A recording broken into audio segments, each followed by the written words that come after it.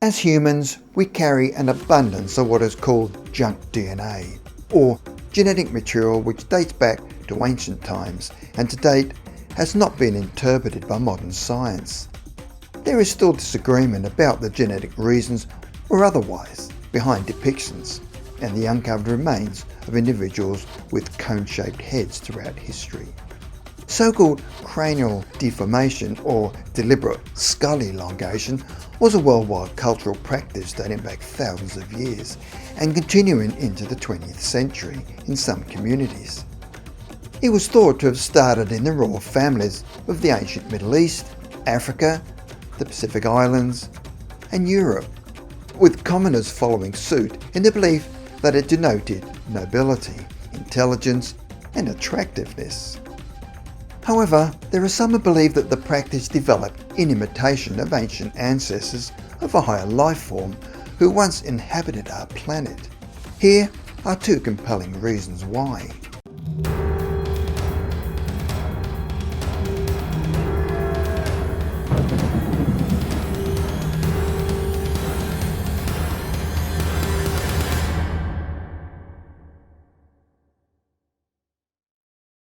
At the Regional Museum of Ica in Peru, there is a display of strangely shaped human skulls called the Paracas skulls.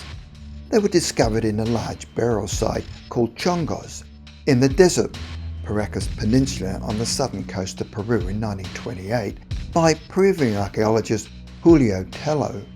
The 3,000-year-old skulls show large foreheads and elongated craniums. Throughout history, the practice has existed whereby parents have changed the shape of their children's skulls by tying two wooden boards to their heads and making them fit tighter day by day. This skull elongation by binding was a widespread practice amongst ancient cultures. However, there are several atypical features in the Paracas skulls which have been found to be congenital and not induced by doting parents. One feature is that the skulls lack sagittal sutures, which is the connective tissue joint of two parietal bones of the skull and which closes over time. The absence of this feature has been commented on as not enabling birth by a normal woman. Another anomaly is that the Foramen Magnum, that is the opening of the base of the skull through which the spinal cord passes, is too far from the jawline. Often the skulls have eye sockets which are much larger than normal. The skulls are also 60% heavier, with the cranial volume 25% larger and the brain capacity 2.5 times that of a normal human skull. None of these features could have been brought about by artificial elongation, meaning that the skull's owners were born with this highly unusual and complex set of characteristics.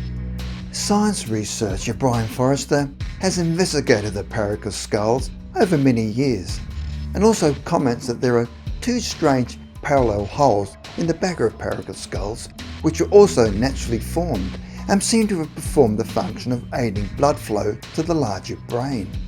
Another unusual phenomenon is that there is no foramen oval hole, which in a normal human channels blood vessels and nerves to the face, enabling the movement required for facial expressions.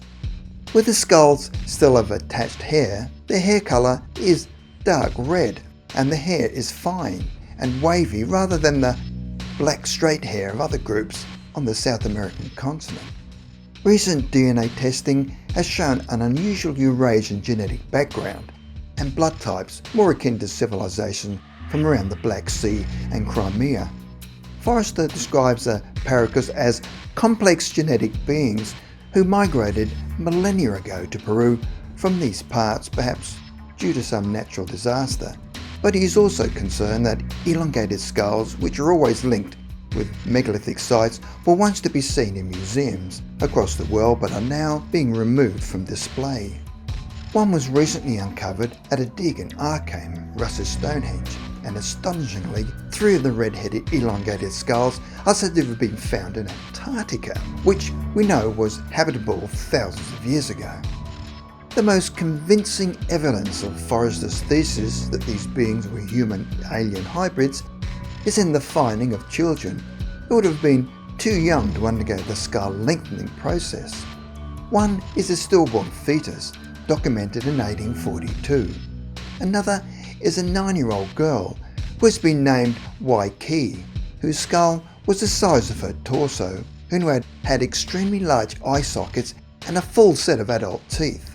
A reconstruction of her appearance by forensic artist Marcy K. Moore shows a very unusual looking child, as does the faithful reconstruction of a 12-year-old girl by Moore, who almost certainly was born with the distended head characteristics. The Star Child skull from Peru was another young person whose remains indicate 25 anomalies in comparison with a normal human child's skull. A second Star Child skull was found in the Paracas Museum, where again medical experts were unable to detect any known disease as a cause of the disparity. This is what the Paracas Star Child would have looked like. The Paracas skulls are hauntingly reminiscent of iconic images in history books which many of us have grown up with, such as the ancient rulers of Egypt. Egyptian rulers were considered half human, half gods by their subjects. In their creation myths, gods were celestial beings who formed the universe out of chaos. In ancient cultures, this belief was often a euphemism for extraterrestrial visitations and intervention.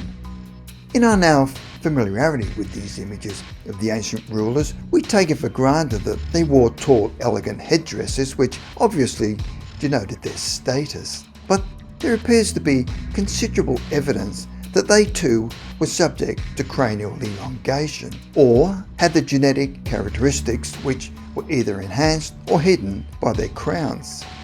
Recently, a statue of King Ramesses II was discovered and unearthed by archaeologists in Cairo, Egypt.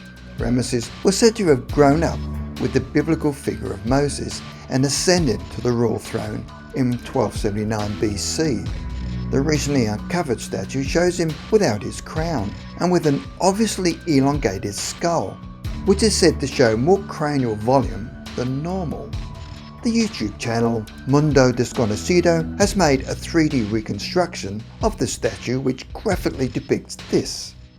They also claim that the original remains of Ramesses were tampered with and that someone has removed the top of his skull to conceal this characteristic. The disparity between his original mummy and that now on display indicates that it was then swapped with that of another person, and even the arms are crossed in the opposite way.